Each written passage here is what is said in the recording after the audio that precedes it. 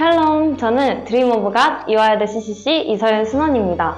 다들 시험 기간 잘 보내고 계신가요? 요즘 날이 쌀쌀해서 그런지 주변에 감기 걸리신 분들이 꽤 있더라고요. 거도 꼭 챙겨 나가시고 건강 잘 챙기시기 바랍니다.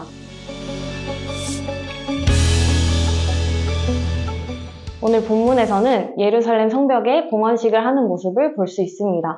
봉헌식의 열기는 정말 뜨거웠는데요. 27절에 보면 많은 사람이 감사하며 노래하며 재금을 치며 비파와 수금을 타며 봉헌식을 행했다고 기록하고 있습니다. 30절 이하에서는 봉헌식의 모습을 좀 더 자세히 볼 수 있는데 봉헌식의 방식이 독특합니다. 느헤미야는 유다 백성들을 성벽 위에 오르게 하고 감사 찬송하는 자의 큰 무리를 둘로 나누어 대오를 이루어 가게 하였습니다. 큐티 본문에는 나오지 않지만 36절에 보면 학사 에스라가 오른쪽으로 행진하는 무리를 이끌고 왼쪽 무리는 38절에 보면 느헤미야가 이끌고 있음을 알 수 있습니다.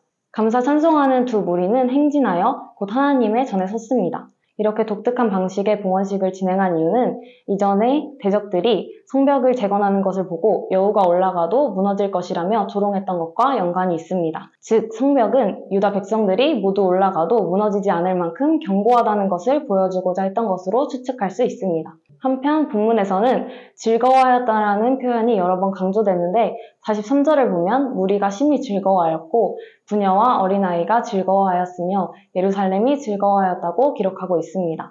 사실 성벽은 세워졌으나 예루살렘의 현실은 아직 왕도 없는 약한 나라였고 성안은 폐허였으며 주민의 수보다 지켜야 할 것이 더 많았습니다. 그런데 이들은 어떻게 이렇게 즐거울 수 있었을까요?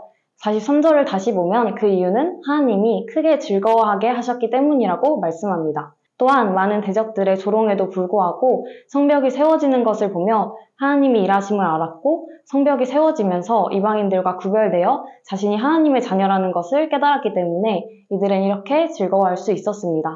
넘어가서 44절 이하를 보면 유다 사람들이 율법에 정한 대로 곧 하나님께서 정한 대로 거제물과 처음 익은 것과 11조를 곳간에 쌓았고 제사장과 레위 사람들은 다윗과 솔로몬의 명령을 따라 하나님을 섬기는 일과 결례의 일을 힘씁니다. 여기서 다윗과 솔로몬의 명령은 다윗 시대에 하나님께서 주신 명령에 따라 제사장들과 레위 사람들의 성전 봉사에 대한 세세한 방법을 정리한 것과 또 이를 솔로몬이 실천으로 정착시킨 것을 말합니다.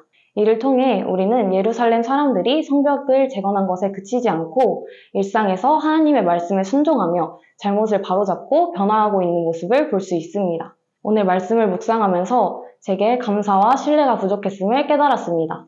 재건된 성벽과 별개로 예루살렘 사람들의 삶은 완전히 회복됐다고 보긴 어렵습니다. 그렇지만 그들은 즐거워합니다. 저는 예루살렘 사람들이 하나님께서 성벽을 다시 세우셨음을 믿고 감사하며 그들의 앞길 또한 하나님께서 선하게 이끄실 것을 신뢰하고 있기 때문에 즐거워한다고 생각합니다. 최근에 저는 비전과 가정에 대해 기도하면서 무엇이 하나님의 뜻인지 모르겠고 기도에 대한 응답도 없는 것 같아 조급한 마음이 들었습니다. 그런데 오늘 말씀을 읽고 쓰고 있던 기도일기를 예전 것부터 다시 봤을 때 과거의 삶 속에서 하나님의 은혜가 아닌 것이 없었다고 고백할 수밖에 없었습니다. 그리고 이런 은혜를 망각하고 매일 감사하지 못한 것을 반성했습니다. 그래서 앞으로는 조급해하지 않고 지금까지 날 지켜주신 주님이 앞으로도 나의 삶을 인도해 가실 것을 신뢰하며 예루살렘 사람들처럼 감사함으로 즐거워할 수 있도록 노력하려고 합니다. 우리 인생을 되돌아보며 지난날 하나님의 은혜를 생각하고 기억할 때 우리의 미래도 책임져 주실 것을 확신할 수 있습니다. 풍삼 독자 여러분도 감사로 즐거워하고 신뢰로 담대하게 나아가는 하루 보내시길 바랍니다. 샬롬!